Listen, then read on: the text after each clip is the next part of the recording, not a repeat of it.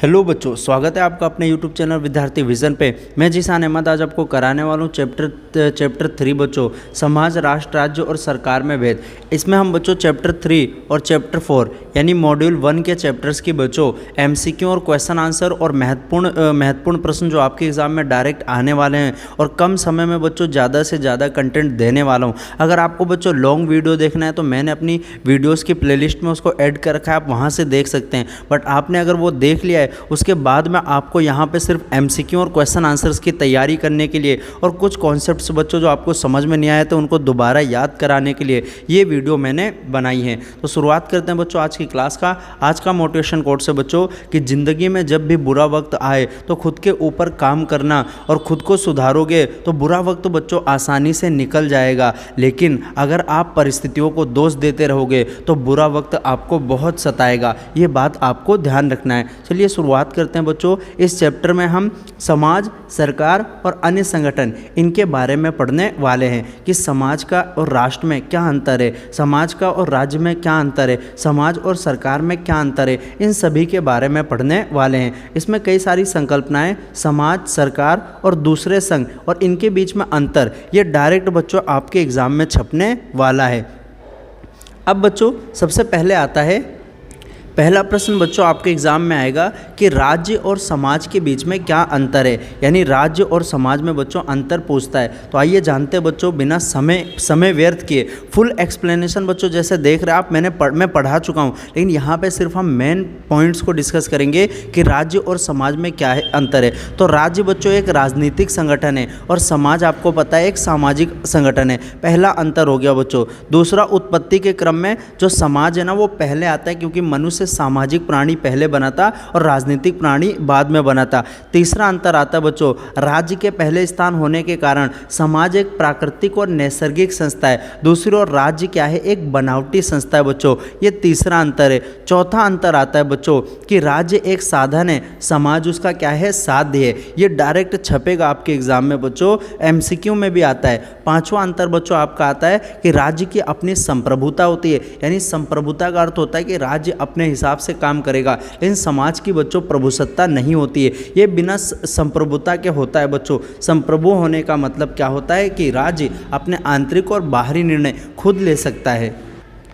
छठा अंतर आता है बच्चों कि राज्य का एक निश्चित भूभाग होता है, लेकिन समाज का बच्चों एक क्षेत्र तो होता है लेकिन वह स्थायी नहीं होता, वो उससे बाहर भी हो सकता है। जैसे इस्लाम समाज बच्चों राष्ट्रीय सीमाओं के परे भी है। सातवां पॉइंट आता है बच्चों कि राज्य के आचार के कुछ सामान्य नियम होते हैं जिन्हें कानून कहते हैं। अगर आप उनका उल्लंघन करेंगे तो आपको सजा मिलेगी, लेकिन समाज में ऐसा ज़्यादा नहीं होते। आठवां आता है बच्चों और राज्य के बच्चों जो कानून होते हैं वो लिखित होते हैं, समाज के जो अलिखित होते हैं और अस्पष्ट होते हैं। राज्य के नियम बाध्यकारी होते हैं, अगर आप उनको मानोगे नहीं तो आपको दंड दिया जाएगा, लेकिन समाज के नियम बच्चों बाध्यकारी नहीं होते हैं। तो ये राज्य और समाज में अंतर बच्चों आपके 3 मार्क्स 2 मार्क्स में आ सकता है। अब बच्चों इससे रिलेटेड पाठगत प्रश्न क्या आता है, ये हमारा उद्देश्य मैंने जो मैं अंतर बता रहा हूँ ये सब तो मैं एक्स्ट्रा बता रहा हूँ। मैंने बच्चों महत्वपूर्ण प्रश्न सबसे पहला आता है कि प्राचीन यूनानियों के लिए पोलिस एक शहर भी था और पोलिस का अर्थ क्या होता था बच्चों, एक राज्य भी होता था। मूल उत्पत्ति के अर्थ में समाज का स्थान याद करो बच्चों, समाज पहले आता है, राज्य बाद में आता है, मनुष्य सामाजिक प्राणी पहले बना, राजनीतिक प्राणी बाद में बना। स्वाभाविक रूप से समाज बच्चों एक देश संस्था है, तो समाज तो प्राकृतिक संस्था है, जबकि आंतरिक होने के कारण राज्य एक बनावटी संस्था है बच्चों, ध्यान रखना। राज्य का अस्तित्व तो समाज के लिए एक देश की तरह होता है, तो एक साधन की तरह होता है, और राज्य के साधन को समाज एक क्या प्रदान करता है बच्चों, साध्य प्रदान करता है। ये मोस्ट इंपॉर्टेंट है बच्चों, आपको इसको याद करना है। समाज का कार्यक्षेत्र बच्चों कैसा होता है, ऐच्छिक होता है यानी सहयोग पर आधारित होता है, बल्कि राज्य का कार्यक्षेत्र यांत्रिक होता है। राज्य राजनीतिक समुदाय है बच्चों और समाज एक सामाजिक समुदाय है।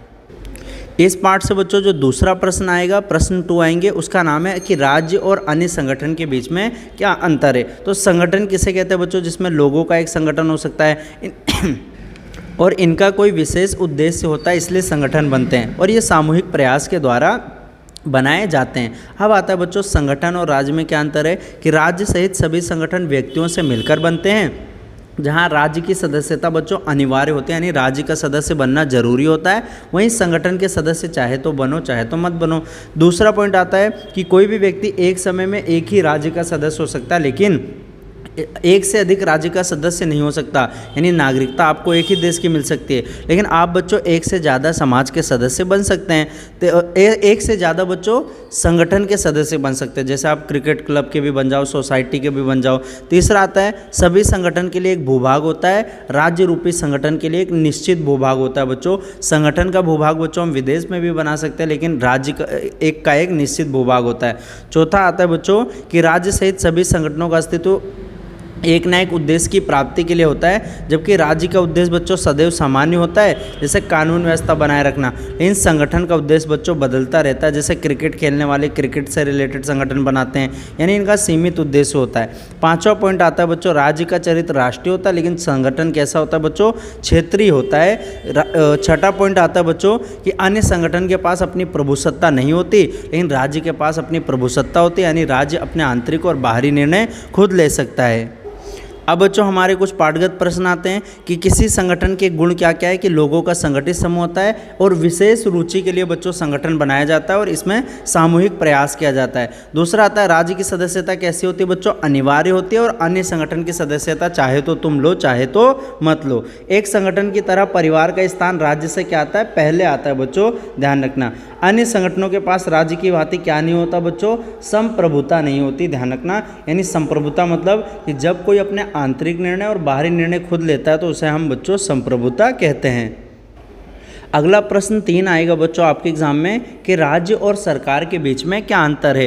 तो आप इसमें जानते हैं बच्चों कि राज्य क्या होता है, राज्य के लिए क्या होती है, सरकार होती है। तो पहला पॉइंट आएगा बच्चों कि राज्य के पास इसके स्वाभाविक अधिकार हैं, जबकि सरकार के पास अधिकार नहीं होते। सरकार को अधिकार कौन देता है, राज्य देता है, राज्य का संविधान देता है। सरकार को यह शक्ति राज्य के अधिकार से मिलती है। दूसरा आता है बच्चों राज्य एक बड़ी इकाई होती है, इसमें सभी नागरिक शामिल होते हैं, बल्कि सरकार तो एक छोटी इकाई होती है जिसमें सरकार को सुचारू से चलाने के लिए उसके कर्मचारी होते हैं। तीसरा आता है बच्चों राज्य अमूर्त होता है, यानी उसको देख और छू नहीं सकते, बल्कि सरकार की परिकल्पना बच्चों मूर्त होती है। हम सरकार को देखते हैं लेकिन हम राज्य को देख नहीं सकते। चौथा पॉइंट आएगा बच्चों कि राज्य लगभग एक स्थायी संस्था होती है। ऐसा इसलिए क्योंकि यह तब तक कायम रहता है बच्चों जब तक इस पर आक्रमण करके कोई और राज्य इसको जीत ना ले। इन सरकार अस्थायी होती है बच्चों, सरकार बदलती रहती है। पांचवा पॉइंट आएगा बच्चों संप्रभु शक्ति राज्य के पास होती है, सरकार केवल शक्तियों का प्रयोग करती है, यानी मेन शक्ति तो राज्य के पास होती है। तो राज्य की शक्तियाँ वास्तविक और मौलिक होती है। अब बच्चों इसके कुछ पाठगत प्रश्न आते हैं 3.3 कि सरकार का कौन सा अंग कानून बनाती है। आपको पता है बच्चों कि जो सरकार होता है ना उसके 3 अंग होते हैं। सबसे पहला आता है बच्चों विधायिका, दूसरा आता है बच्चों कार्यपालिका, तीसरा आता है बच्चों न्यायपालिका। विधायिका का काम कानून बनाना, कार्यपालिका का काम बच्चों कानूनों को लागू करना, और न्यायपालिका का काम है न्याय करना है। तो सरकार का कौन सा अंग कानून बनाती है बच्चों, विधायिका, और यानी कि जो मंत्रिमंडल होते हैं। सरकार का कौन सा अंग कानून लागू करती है बच्चों, कार्यपालिका। संप्रभुता किसके पास होती है, मैंने बताया था राज्य के पास होती है। किस अंग के माध्यम से राज्य अपनी इच्छाएं प्रकट करती है बच्चों, सरकार के माध्यम से। राज्य अमूर्त होता है, सरकार क्या होती है बच्चों, मूर्त होती है। यदि राज्य अमूर्त है तो इसका मूर्त रूप क्या है बच्चों, सरकार है। ये मैंने आपको बता दिया। ये जो वीडियो बच्चों में जो करा रहा हूँ ना, ये आपके एग्जाम में बच्चों 100% इन्हीं में से आने वाला है। अगर आपने बच्चों पूरा लेक्चर देख लिया है चैप्टर वाइज, आप इसको जब करेंगे तब तो और भी ज़्यादा बच्चों आप मार्क्स स्कोर कर सकते हैं। अगला आता है बच्चों प्रश्न 4 इस चैप्टर से जो आते हैं कि राज्य और राष्ट्र के बीच में क्या है अंतर है। पहले आपको पता होना चाहिए कि राज्य एक राजनीतिक समुदाय है, राष्ट्र एक सांस्कृतिक समुदाय है। यानी राष्ट्र का नाम आते ही बच्चों आप सांस्कृतिक समुदाय के ऊपर चले जाना। पहला अंतर क्या है बच्चों, देखिए आप यहाँ पे कि राज्य और राष्ट्र में क्या अंतर है कि राज्य और राष्ट्र 2 अलग अलग पृथक इकाई है। राष्ट्र सदैव एक राज्य नहीं भी हो सकता है। जैसे अगस्त 1947 से पहले भारत एक राज्य नहीं था, ये राष्ट्र था। राज्य सदैव एक राष्ट्र नहीं भी हो सकता है बच्चों। प्रथम विश्व युद्ध से पहले ऑस्ट्रिया हंगरी एक राज्य थे लेकिन राष्ट्र नहीं थे। तो एक तो ये बता देना। दूसरा आता है बच्चों राज्य एक राज्य है क्योंकि राज्य संप्रभु है। राष्ट्र एक राज्य क्यों नहीं, क्योंकि राष्ट्र जो है संप्रभु नहीं होते हैं। और संप्रभुता का मतलब क्या, संप्रभुता किसका गुण है बच्चों, राज्य का गुण है। तीसरा आता है बच्चों राज्य एक राजनीतिक संकल्पना होती है, राष्ट्र एक सांस्कृतिक संकल्पना होती है। चौथा आता है बच्चों राज्य में लोग नियमों के द्वारा बंधे होते हैं, भावुकता लोगों को लेकिन राष्ट्र में कैसे भावुकता, वननेस की फीलिंग होती है बच्चों। 5वां पॉइंट लिखोगे कि राज्य के साथ और एक घटक भी होते हैं बच्चों, बल। यानी राज्य के पास बल होता है, राज्य के पास नियम होते हैं, और उन नियम को नहीं मानोगे बच्चों तो आपको कानून का सामना करना पड़ेगा, आपको सजा हो सकती है। राष्ट्र के संदर्भ में बच्चों आपसी समझबूत आवश्यक होता है, ध्यान रखना। छठा आता है बच्चों कि राज्य के घटक निश्चित होते हैं, जनसंख्या, भूभाग, सरकार और संप्रभुता। राज्य के 4 घटक होते हैं, एक जनसंख्या होनी चाहिए, उनकी जमीन होनी चाहिए, सरकार होनी चाहिए और संप्रभुता होनी चाहिए बच्चों, ये बात ध्यान रखना। और 7वां आता है कि राज्य एक राष्ट्र से बड़ा भी हो सकता है, और ये एग्जाम्पल्स भी दे रखे हैं। तो बच्चों उम्मीद करता हूँ आप समझ गए होंगे। आप पाठगत प्रश्न 3.4 देखते हैं। ये प्रथम विश्व युद्ध से पहले ऑस्ट्रिया हंगरी एक राज्य था, लेकिन राष्ट्र नहीं थे। जब राष्ट्र को राज्य का दर्जा मिल जाता है तो उसे हम बच्चों राष्ट्र राज्य के रूप में जानते हैं। कभी भी राष्ट्र का नाम आए, राष्ट्र का अर्थ होता है बच्चों एक काल्पनिक समुदाय। देश राज्य में लोगों को आपस में बांधते हैं, तो नियम होता है जो बच्चों जो राज्य को आपस में बांधे रहते हैं। राज्य जबकि एक राजनीतिक संकल्पना है और राष्ट्र एक सांस्कृतिक संकल्पना है, बता दिया मैंने। देश लोग एक सांस्कृतिक सामाजिक समूह बनाते हैं बच्चों, समरस यानी जो समान होते हैं। अब बच्चों कुछ पाठगत प्रश्न आते हैं आपको, जो मैंने बता दिया आपको कि इन राष्ट्र किसे कहते हैं। राष्ट्र एक सांस्कृतिक वो है। सरकार क्या है बच्चों, राज्य के मूल रूप को सरकार कहते हैं। और संघ किसे कहते हैं। राज्य और समाज के बीच में अंतर बच्चों आप क्या है। राज्य और दूसरे संघ के बीच में क्या अंतर है। राज्य और सरकार के बीच में क्या अंतर है। राज्य और राष्ट्र के बीच में क्या अंतर है। ये सभी बच्चों आपके महत्वपूर्ण प्रश्न है चैप्टर 3 के। उम्मीद करता हूँ आपको समझ में आ गया होगा। इस मॉड्यूल का बच्चों अगला चैप्टर है, पहला 3rd कर लिया हमने, अगला आता है बच्चों 4th चैप्टर। इसमें हम प्रमुख राजनीतिक सिद्धांत के बारे में पढ़ेंगे। प्रमुख राजनीतिक सिद्धांत बच्चों 3 है। एक का नाम उदारवाद है जिसे जॉन लॉक ने दिया था। एक मार्क्सवाद है बच्चों जिसे कार्ल मार्क्स ने दिया था। एक है गांधीवाद जो कि गांधी जी के द्वारा दिया गया था। और इस पार्ट में हम इन्हीं प्रमुख राजनीतिक सिद्धांत और इनकी विशेषता और कमजोरी हो गया, इन सभी के बारे में जानेंगे। लेकिन बच्चों मेन उद्देश्य हमारा इसमें पढ़ने का है कि इसके MCQ बच्चों, इसके क्वेश्चन आंसर क्या आते हैं, ये सब। अगर आपको बच्चों फुल एक्सप्लेनेशन देखना है तो आप हमारी प्लेलिस्ट में जाकर इस चैप्टर का एक्सप्लेनेशन देख सकते हैं बच्चों, ध्यान रखना। सबसे पहले मैंने बताया बच्चों इस पार्ट में हम उदारवाद, मार्क्सवाद और गांधीवाद के बारे में जानेंगे। उदारवाद और मार्क्सवाद बच्चों ये सब कब आए थे बच्चों, 20वीं सदी में विश्व के अनेक भागों में आ गए थे। इनसे जुड़ी बच्चों 3 क्रांति है। ज्ञानोदय क्रांति है, इंग्लैंड की गौरवमयी क्रांति और अमेरिका का स्वतंत्रता संघर्ष है। इसके बाद बच्चों इन विचारधाराओं का क्या हुआ था, जन्म हुआ था। सबसे पहला आता है बच्चों आपका उदारवाद। तो उदारवाद बच्चों एक काफ़ी पुरानी एक राजनीतिक विचारधारा है। इसकी जड़ें जो है ना वो 16वीं सदी में मिलते हैं बच्चों, ध्यान रखना। उदारवाद उसके बाद में कई चरणों से बच्चों गुजर चुका है। यदि आपसे पूछे बच्चों उदारवाद का अर्थ क्या है, ये भी आपके एग्जाम में आ सकता है। तो उदारवाद का कई सारे विद्वान कहते हैं, जैसे हेराल्ड लोस्की ने क्या कहा था कि उदारवाद का वर्णन करना आसान नहीं और इसे परिभाषित करना तो बच्चों और भी ज़्यादा कठिन है, क्योंकि ये सिद्धांतों का एक समूह नहीं है, अपितु दिमाग की बच्चों क्या है, आदत है। लेकिन इसकी परिभाषा सरल किसने दी थी, जो आपको याद करनी है, उनका नाम था बच्चों सार्टोरी। सार्टोरी ने बच्चों इसकी परिभाषा दी थी और ये आपको क्या है याद करना है।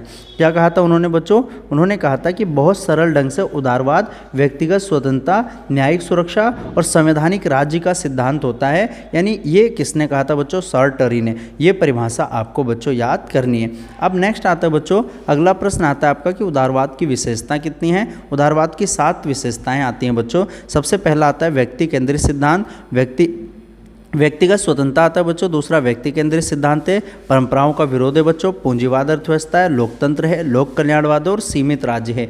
ये उदारवाद की बच्चों प्रमुख विशेषताएं हैं, इनको आपको याद कर लेना है। उसके बाद आता है बच्चों आपके पाठगत प्रश्न कि ज्ञानोदय ने नैतिक लक्ष्यों को देश सत्य के रूप में स्वीकार नहीं किया था। तो परम सत्य को, यानी जो नैतिक लक्ष्य होते हैं वो परम सत्य नहीं होते। और ये ज्ञानोदय क्रांति क्या चीज़ है बच्चों, ज्ञानोदय क्रांति एक क्रांति है बच्चों जो जिसे नव जागरण के रूप में भी जाना जाता है, जो कि यूरोप में हुआ था। गौरवमयी क्रांति कहाँ हुई थी, इंग्लैंड में हुई थी। और अमेरिका स्वतंत्रता युद्ध अमेरिका में हुआ था। और एक फ्रांस की क्रांति बच्चों 1789 में हुई थी। फ्रांसीसी क्रांति कब हुई थी बच्चों, 1789 में। और इसने 3 नारा दिया था, स्वतंत्रता, समानता और बंधुत्व का नारा दिया था। 17वीं और 18वीं सदी में देश को ऋणात्मक उदारवाद भी कहते थे बच्चों। तो उदारवाद को ही 17वीं 18वीं सदी में ऋणात्मक उदारवाद के नाम से जाना जाता था। अगला प्रश्न आता है बच्चों कि मैकगर्वन ने कहा कि उदारवाद दो तत्वों से मिलकर बना हुआ है, एक तो लोकतंत्र और एक है व्यक्तिवाद। यानी उदारवाद एक लोकतंत्र से बना है बच्चों, दूसरा व्यक्तिवाद से बना है। उदारवादी अर्थव्यवस्था कैसी होती है बच्चों? पूंजीवादी अर्थव्यवस्था होती है। और पूंजीवाद का अर्थ क्या होता है बच्चों कि जो हमारे पास जो संसाधन होते हैं ना वो कुछ ही लोगों के पास होंगे, संसाधन सभी लोगों के पास नहीं होंगे। इसी को हम पूंजीवादी अर्थव्यवस्था के रूप में जानते हैं। उसके बाद आता है बच्चों पूंजीवाद के विरोध में आया था समाजवाद। समाजवाद का अर्थ क्या होता है बच्चों कि समाज पे सभी लोगों का स्वामित्व होगा, संपत्ति सभी की होगी बच्चों, सभी बराबर बांटेंगे। उदारवादी राज्य एक सामाजिक देश राज्य सेवा का राज्य बच्चों। उदारवादी अर्थव्यवस्था कैसी होती है? पूंजीवादी। वहीं मार्क्सवादी अर्थव्यवस्था कैसी होती है बच्चों? समाजवादी, जिसके बारे में आगे हम पढ़ेंगे। उदारवाद देश वर्ग का राजनीतिक दर्शन है बच्चों। पूंजीपतियों का राजनीतिक दर्शन क्या है बच्चों? उदारवाद है। अब बच्चों उदारवाद के अंदर इसमें एक चीज़ मैंने नहीं बताया आपको, एक प्रश्न आता है कि उदारवाद की क्या क्या कमियाँ हैं। ये डायरेक्ट आपके एग्जाम में छपता है बच्चों। तो उदारवाद में कई सारी त्रुटियां हैं बच्चों। जैसे एक तरफ तो उदारवाद स्वतंत्रता का ध्वज फहराता है, यानी स्वतंत्रता की बात करता है तो और समानता की बात करता है। वहीं एक तरफ बच्चों ये बाजार आधारित समाज पर काम करता है कि भाई बाजार किसी का नहीं है, बाजार में जो जितना धन लगाएगा वो उतना ज़्यादा लाभ कमाएगा। एक तरफ बच्चों क्या करता है, ये बाजार आधारित समाज में ढांचे का काम करता है। दूसरी तरफ ये सबको समान मानता है कि सभी बराबर हैं। एक तरफ तो बच्चों ये संपत्ति ग्रहण करने और असीमित अधिकार देने की मांग करता है। दूसरी तरफ बच्चों ये ज़रूरतमंद और बेरोजगार लोगों के कल्याण की भी बात करता है। तो ये कुछ बच्चों उदारवाद की महत्वपूर्ण कमजोरियाँ हैं। दूसरी प्रमुख विचारधारा आती है बच्चों आपका मार्क्सवाद आता है, जिसे कार्ल मार्क्स ने दिया था। इनका जन्म 1818 और मृत्यु 1883 में हुई थी। 17वीं 18वीं सदी में बच्चों जो पश्चिम में कारखानों की स्थापना हुई थी, पहले उत्पादन बच्चों परिवार के लोग करते थे, अब उत्पादन कारखानों में जाना लगा और इससे मजदूरों की दशा बच्चों बिगड़ने लगी और कारखानों में प्रवेश पाने के लिए मजदूरों को सब प्रकार का शोषण होता था बच्चों। जैसे काम के घंटे ज़्यादा थे, महिला पुरुष में वेतन की असमानता थी, गंदी बस्तियों में रहना पड़ता था, जीवन स्तर खराब था, खराब स्वास्थ्य था, ये सभी दिक्कत थी, असमानताएं थी, शोषण होता था। तो कार्ल मार्क्स और उनके मित्र फ्रेडरिक एंगल्स ने क्या किया, पूंजीवाद के दुष्परिणाम को देखते हुए एक नया बच्चों कॉन्सेप्ट लेकर आए। उसका नाम क्या है? समाजवाद या मार्क्सवाद। मार्क्स के नाम पे बच्चों इसका नाम रखा गया था। अब मार्क्सवाद के बच्चों क्या क्या सिद्धांत हैं? सबसे पहले मार्क्सवाद कहता है कि संसार में यानी दुनिया में कुछ भी अपने आप नहीं होता है, हम जो चारों ओर देखते हैं उसका एक कारण और उसका एक प्रभाव होता है। मार्क्सवाद के पहली विशेषता। दूसरा आता है बच्चों दूसरा मूल सिद्धांत आता है कि वास्तविक विकास सदैव भौतिक विकास से ही होता है। यानी जो वास्तविक विकास होता है सदैव भौतिक विकास से ही होता है, भौतिक विकास से, और इसी से आर्थिक विकास होता है। तीसरा आता है बच्चों कि व्यक्तिगत और सामाजिक जीवन दोनों में आर्थिक कारक क्या होते हैं? प्रभावी होते हैं। चौथा पॉइंट आपका आएगा बच्चों कि प्रत्येक अगला समाज पूर्ववर्ती समाज से बेहतर होता है। यानी जो मनुष्य जो है इतिहास में पैदा होता है और वह इतिहास बनाता है, यानी जो पहले का समाज होता है आने वाला समाज उससे बच्चों बेहतर ही होता है, ये ध्यान रखना। और क्रांतियों का अर्थ होता है बच्चों संपूर्ण रूप से परिवर्तन, और मनुष्य क्या करता है? क्रांति के द्वारा परिवर्तन लाता है। अब आता है बच्चों मार्क्सवाद की विशेषताएं। तो उत्पादन के संबंध में उत्पादन की शक्ति, ऐतिहासिक भौतिकवाद है ना, अतिरिक्त मौलिक का सिद्धांत और बच्चों वर्ग संघर्ष का सिद्धांत। सबसे महत्वपूर्ण विशेषता बच्चों वर्ग संघर्ष है कि समाज में सदा दो वर्ग होते हैं, एक होता है अमीर, एक होता है गरीब बच्चों। अमीर क्या करता है? पूंजी से पूंजी को इकट्ठा करता है, गरीब का शोषण होता है बच्चों। और साम्यवाद व्यवस्था में क्या है? वर्ग विहीन समाज बनेगा, यानी कोई भी वर्ग नहीं होगा, ऐसा कार्ल मार्क्स ने कहा था। इसी को वर्ग संघर्ष के सिद्धांत के नाम से जानते हैं। अब बच्चों मार्क्सवाद की प्रासंगिकता क्या है उसके बारे में आपसे पूछता है। मैं फिर से बता रहा हूँ बच्चों, ये आपका कोई भी एक्सप्लेनेशन का चैप्टर नहीं की वीडियो नहीं है, ये आपका सिर्फ और सिर्फ बच्चों पाठगत प्रश्न और इंपॉर्टेंट क्वेश्चन आंसर्स की वीडियो है। यदि आपको ये पूरा पढ़ना है तो आप हमारे एक्सप्लेन्ड वीडियोस में जा सकते हैं। यहाँ पे मैं सिर्फ वही बताऊंगा बच्चों जो आपके एग्जाम में डायरेक्ट छपेगा या आएगा बच्चों, जो आपको आसान भाषा में समझ में आ जाए। तो इसका पाठगत प्रश्न पहला आता है कि मार्क्सवाद देश के विरुद्ध एक प्रतिक्रिया है बच्चों। तो मार्क्सवाद पूंजीवाद के विरोध में आया था। अगला, मार्क्सवाद को देश वर्ग का राजनीतिक दर्शन माना जाता है। तो ये कामगारों के लिए बच्चों, गरीब के लिए। मार्क्सवाद वर्ग संघर्ष का हिमायती है कि वर्ग में कोई भी संघर्ष नहीं होगा। मार्क्सवाद के लिए देश कारक व्यक्तिगत सामाजिक जीवन के निर्णायक कारक है बच्चों, भौतिक कारक। मार्क्सवाद योजना में उत्पादन के संबंध देश को जन्म देता है। उत्पादन की शक्ति को जन्म देता है बच्चों। प्रत्येक से उसकी योग्यता के अनुसार और प्रत्येक को उसकी देश के अनुसार ये समाजवाद का सार है, उसकी आवश्यकता के अनुसार मिलनी चाहिए बच्चों। और मार्क्स के लिए क्रांतियों का इतिहास देश है, एक इंजन है बच्चों, ध्यान रखना। तो ये कुछ पाठगत प्रश्न थे। अगला आता है बच्चों आपका गांधीवाद के बारे में। और गांधीवाद किसने दिया था? महात्मा गांधी जी ने दिया था। महात्मा गांधी का जन्म 1869 से 1948 में, भारतीय राष्ट्रीय आंदोलन के सर्वोच्च नेता थे बच्चों। और इन्होंने क्या किया था? भारतीय राष्ट्रीय आंदोलन को शीर्ष नेतृत्व प्राप्त किया था। गांधी जी बच्चों मार्क्सवादी में उदारवादी थे और उदारवादी में मार्क्सवादी थे। वे व्यक्तिवादी में लोकतंत्रवादी और समाजवादियों में व्यक्तिवादी बन जाते थे। यथार्थवादी में आदर्शवादी और आदर्शवादी में बच्चों यथार्थवादी बन जाते थे। गांधी जी ने कुछ बच्चों विचार देते जिसमें सत्याग्रह था, कि सत्य के लिए आग्रह करना, सच और अहिंसा का साथ देना, ट्रस्टीशिप बच्चों, सर्वोदय, राम राज्य की कल्पना और वैश्वीकरण, ये उनके क्या हैं? कुछ मूल आदर्श थे। और बच्चों गांधी जी ने शक्ति का विकेंद्रीकरण, इस पे बल दिया था। विकेंद्रीकरण का अर्थ होता है बच्चों कि शक्ति का बंटवारा होना चाहिए। जो केंद्र है और राज्य है ना, केंद्र सरकार और राज्य सरकार से शक्तियाँ लेकर बच्चों स्थानीय सरकार को शक्तियाँ देनी चाहिए। इसके हिमायती कौन थे? महात्मा गांधी थे। गांधी जी बच्चों पश्चिमी सभ्यता के क्या थे? आलोचक थे। यानी गांधी जी बच्चों उन्होंने क्या किया था? पश्चिमी सभ्यता की क्या की थी बच्चों? आलोचना की थी। जैसे गांधी जी बच्चों पश्चिमी सभ्यता के आलोचक थे। पश्चिमी सभ्यता के विरुद्ध उनकी शिकायत थी कि यह आध्यात्मवाद के सार को नष्ट कर देता है बच्चों। उन्होंने कहा था जो पश्चिमी व्यक्ति होता है वो हांडमास से बना तो होता है, लेकिन उसमें आत्मा नाम की चीज़ नहीं होती। गांधी जी बच्चों राम राज्य की वकालत करते हैं। राम राज्य का वकालत किसने किया था बच्चों? गांधी जी ने किया था। राज्य के विकेंद्रीकरण पर बल देते हैं, यानी जहाँ केंद्र सरकार राज्य सरकार से शक्तियाँ लेकर स्थानीय सरकार को दो, यानी पंचायतों को शक्तियाँ दो। इसकी हिमायती कौन थे? महात्मा गांधी थे। वो कुटीर उद्योग और ट्रस्टीशिप के सिद्धांत को मानते थे। यानी गांधी जी क्या चाहते थे? एक अहिंसक राज्य चाहते थे जहाँ पे जो लोगों की सहमति पे हो, समाज में लगभग एकता पर आधारित हो। गांधी जी ने राजनीतिक और आर्थिक दोनों रूप में सत्ता के विकेंद्रीकरण की बात की कि ऐसा नहीं हो कि आर्थिक मतलब कुछ ही लोगों के पास संसाधन होना चाहिए। गांधीवाद लोकतंत्र की भावना और विकेंद्रीकरण की भावना है। विकेंद्रीकरण का अर्थ है बच्चों शक्ति का प्रत्येक स्तर पे क्या है? हस्तांतरित हो, यानी ट्रांसफर होना चाहिए, ध्यान रखना। गांधी जी का बच्चों जो ट्रस्टीशिप का सिद्धांत है वो तो बहुत ही ज़्यादा अद्वितीय है।